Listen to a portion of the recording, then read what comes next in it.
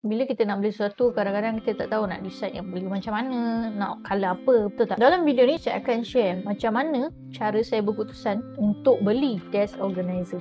Tip yang saya kongsi ni sebenarnya anda boleh buat untuk beli pelbagai jenis barang.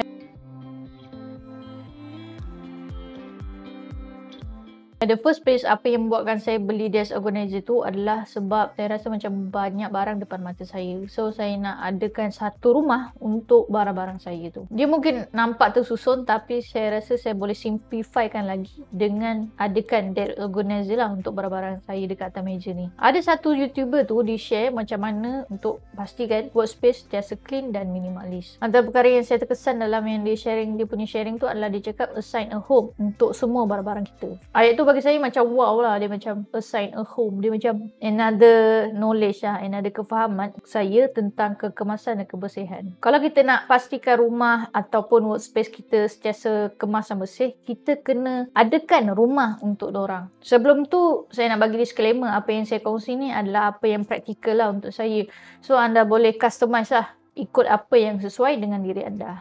Sebab ini adalah cara saya buat keputusan bila saya nak beli something. Jadi sebab itu saya nak belikan desk organizer untuk barang-barang saya supaya workspace saya nampak kemas dan minimalis. Lepas saya dah decide nak beli desk organizer tu, saya akan tetapkan goal. Contoh macam kalau desk organizer ni, goal dia apakah barang-barang yang saya nak letak dalam tu. Kenapa saya kena fikir benda ni dulu adalah sebab kita nak tahu besar mana ataupun kecil mana desk organizer yang kita nak beli tu. Saya akan list outkan lah apakah barang tu. Contohnya barang yang saya letak adalah ada spek, pen, buku nota, kain lap spek, Kindle, tasbih digital dan earphone. Bila saya dah tahu barang-barang yang saya nak letak dalam tu, baru saya tahu besar mana desk organizer yang saya nak beli tu. Sebab dalam Shopee ataupun kat mana-mana e-commerce kan ada banyak jenis desk organizer, ada yang besar, ada kecil. Color pun ada macam-macam. Cuma kalau untuk desk setup ni saya prefer dua color je lah, iaitu grey ataupun hitam. Lepas tu saya akan fikirlah untuk pada masa hadapan adakah saya akan expand saya punya desk organizer saya ataupun tak. Maksudnya untuk akan datang tu adakah saya akan tambah barang-barang saya dalam desk organizer tu. Tapi sebenarnya saya bukanlah orang yang jenis suka letak banyak barang dekat atas meja. Jadi saya rasa barang yang saya list tadi tu dah cukup dah. Contohnya macam buku nota. Kalau buku nota yang saya decide untuk letak hanyalah A5.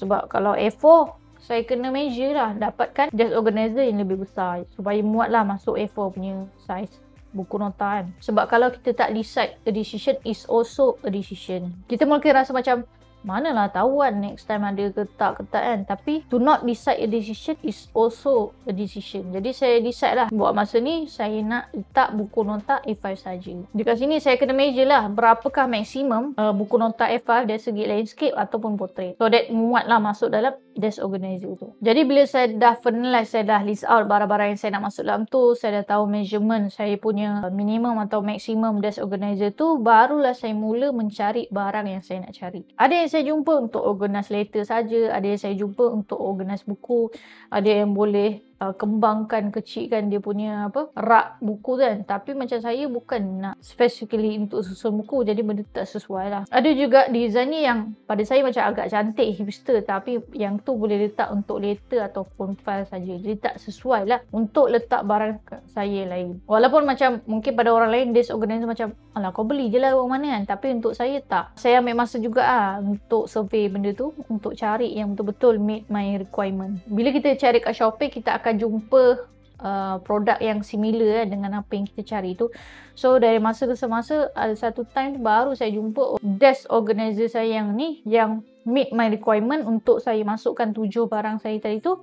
Dan dia punya size pun tak begitu besar ataupun tak begitu kecil. Macam just nice lah untuk barang-barang, untuk masukkan barang-barang saya dan letak atas workspace saya. Bila dah jumpa tu saya terus grab. Jadi macam tu lah saya buat keputusan untuk membeli sesuatu barang. Flow ni anda boleh customize untuk beli apa saja barang yang anda nak beli. Saya bagi contoh lain. Contoh saya nak beli Mac Mini M1. Masalah yang buat saya nak beli Mac Mini M1 tu adalah bila kita connect laptop kita dengan monitor, kita punya laptop tu drain terlalu banyak bateri. Jadi bila banyak bateri drain, kita kena charge benda tu dengan kerap. Benda ni akan efek lah bateri saya punya laptop. Sebab nanti maksudnya macam saya akan lebih cepat kena ganti bateri laptop saya. Lepas tu bila connect monitor ni, saya akan tend untuk buka banyak tab dan apps. Jadi sebab tu bateri tu akan lebih banyak pakai. Lagi-lagi monitor saya ni agak besar, lebih kurang 29 inci. So potensi untuk cepat habis bateri tu akan tinggi lah. So lepas saya dah define masalah tu, saya tetapkan goal. Yang pertama saya nak kalau boleh PC saya tak nak yang terlalu besar. Sebab saya pernah je beli PC gaming tapi benda tu agak besar untuk saya. Dan saya jenis suka workspace saya tak ada barang-barang besar. Jadi saya nak kalau boleh PC tu je yang just nice, yang kecil saja. Lagipun saya ni bukan jadi main game. So saya rasa untuk keperluan saya yang more on video editing lah. Terutamanya saya hanya perlukan PC yang kecil. So macam Mac Mini just nice lah. Dia macam bila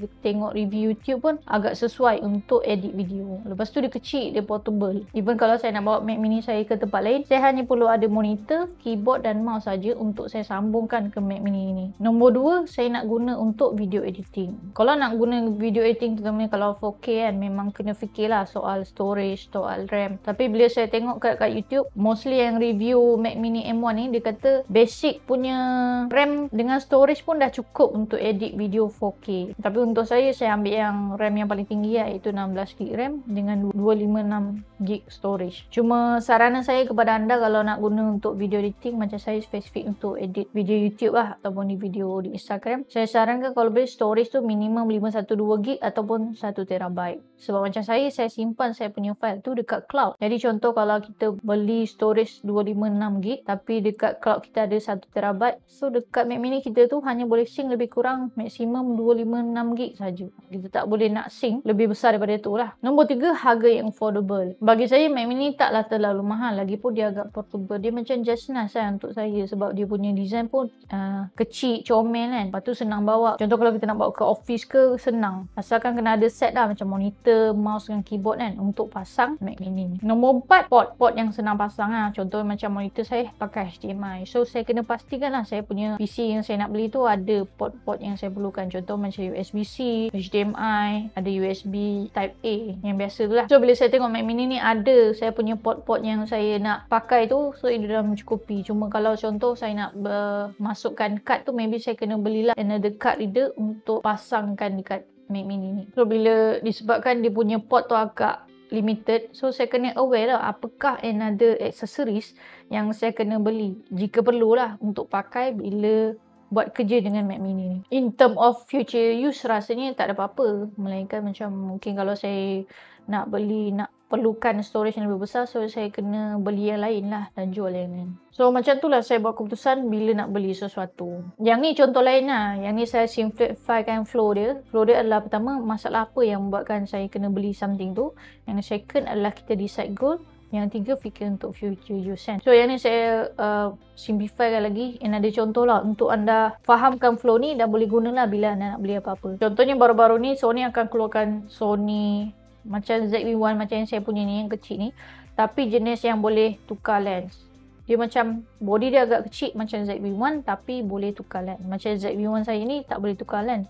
So ada limitasi agak situ. So saya terfikir sebab saya macam sekarang insya-Allah akan start untuk test review. Saya nak buat video lah dari segi top head, nak letak dekat atas kan. So dia orang nampak bila saya review apa yang dekat meja. So saya terfikir sama ada adakah saya kena tambah lah kamera ataupun saya kena upgrade saya punya phone lah. Sebab saya kan pakai iPhone XR kan. Macam XR saya ni, iPhone XR saya ni adalah lebih kurang 64GB lah. So bila saya biasanya akan record 4K sebagai macam precaution lah. Contoh kalau kita record pakai HD, kalau kita zoom je mungkin nanti pecah kan. Tapi kalau 4K ni kalau kita zoom ke dekat pun tak apa-apa nak pecah sangat. So macam lebih baik kita record yang highest quality so that kalau kita nak crop ke apa dia tak pecah. So iPhone XR saya 64GB. Untuk record 4K ni kita perlukan lebih kurang at least dah 128-256GB untuk mencukupi lah. So dia tak adalah masalah macam nanti dia cakap iPhone full storage kan. So dia tu macam frustrating gila lah. So yang pertama tentang masalah. Yang kedua adalah goal. Untuk goal kan,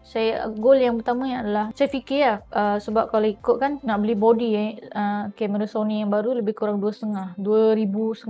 Tapi kalau nak upgrade handphone baru pun lebih daripada tu lah. So saya fikir lah, pertama, adakah saya jenis macam malu untuk bawa kamera ataupun saya jenis okey. So saya rasa saya macam seorang yang segan juga lah kalau kita nak bawa kamera. Even ZV-1 ni pun saya belum pernah lagi lah bawa pergi vlog. Antaranya lah sebab PKP sekarang kan, jadi tak ada apa-apa sangat untuk share. So saya rasa saya lebih prefer iPhone lah. So next adalah daripada segi storage. Kalau storage untuk kamera ni 64GB pun dah cukup sebab kita bukan ada install apa-apa apps kan dalam kamera. Tapi long to short, untuk keperluan saya, untuk personality diri saya, macam yelah saya akan bawa iPhone daripada kamera. So saya decide saya belilah handphone baru dengan storage yang lebih besar. So kita cari yang iPhone yang lebih tinggi lah dia punya kamera kan. Lagipun bila saya nak buat daripada top head daripada atas, saya tak perlu nak beli accessories. Kalau kamera mungkin agak berat kan, nak kena beli something. Tapi kalau untuk iPhone tu dah ada dah aksesori tu. Saya tak perlu nak tambah budget lagi. So yang ketiga, future use. Future use ni adalah basically kalau lebih kepada storage lah. So macam untuk senang cerita, long to short, saya beli je storage yang 256GB untuk future use. So macam tu lah saya buat keputusan untuk saya purchase something. Bila kita dapat buat purchase decision yang macam ni, so insyaAllah kita punya pembelian tu akan jadi experience yang lebih better lah. So tak adalah macam baru je beli barang tu, teman kalau yang mahal lah kita dah nak beli barang lain. Dah membazir. Kecuali kalau anda jenis T20 tu tak kisah kan, macam baru beli iPhone 12 dah nak anti pula iPhone Pro ataupun nanti ada iPhone 13 kan, terus nak tukar. So itu depends lah. Daripada kita membazir, adalah lebih baik kita plan betul-betul kita punya purchase decision untuk kegunaan masa akan datang. So, dengan apa yang saya share ni akan bantu anda buat purchase decision yang lebih baik. Jika anda suka video ni, jangan lupa subscribe, like, komen dan share. Jumpa lagi di video akan datang. Bye bye.